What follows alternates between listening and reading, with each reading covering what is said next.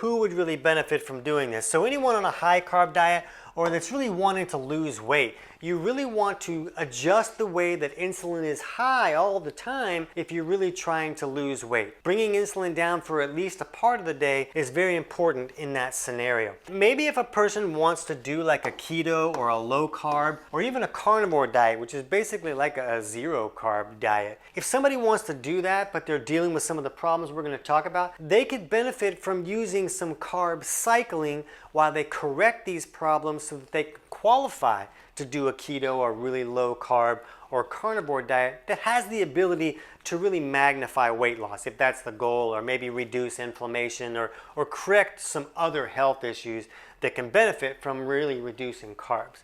But the people who are going to have trouble with doing that are people who have really low blood pressure. If you look at your blood pressure while you're resting, at least like 2 hours after a meal, but not first thing in the morning, if that systolic number, the top number, is below 112, then that can be a strong indication that the minerals in the system are low. And when minerals are low, if blood sugar also goes too low, the person can really crash and have a lot of like cravings or depression or insomnia, or there's a lot of symptoms that can come about when both minerals and blood sugar both go low at the same time. So we find that people who have this issue and they try to do a keto or carnivore diet, they usually have a lot of trouble. And we're a fan of keto, low carb, and carnivore. We use that with a lot of our clients. I use that personally all the time, but that doesn't mean that that's right for everybody.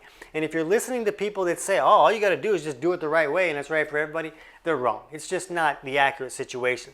There are situations where it's going to be very difficult for the person and make them completely miserable. Another issue is digestive malfunctions. And if someone really can't break down proteins and emulsify their fats correctly so the body can utilize them, then they're going to have a hard time when they remove all the carbohydrates, because the carbohydrates are a lot easier to break down and turn into fuel. So a body, maybe you're pretty much just running on carbohydrates and a person's like, oh, I'm going to do this keto diet, and they remove all their carbohydrates. Well, they just remove their only fuel source because they can't break down proteins or emulsify their fats correctly. If someone's not making enough stomach acid, which is very common, they can't break proteins down. If someone's bile is not flowing correctly from their gallbladder to help emulsify their dietary fats and to help neutralize the acids that leave the stomach so they can really break those foods down and get all the nutrients out. If either of those issues are going on, they're going to have a hard time doing a really low carb diet because the carbohydrates break down without a lot of stomach acid. They can turn that right into fuel. And if they switch to just eating like proteins and fats, the proteins won't break down, they'll rot and ferment. The person's going to feel lousy and horrible and have no energy, and they're going to hate you for telling them to do a keto diet.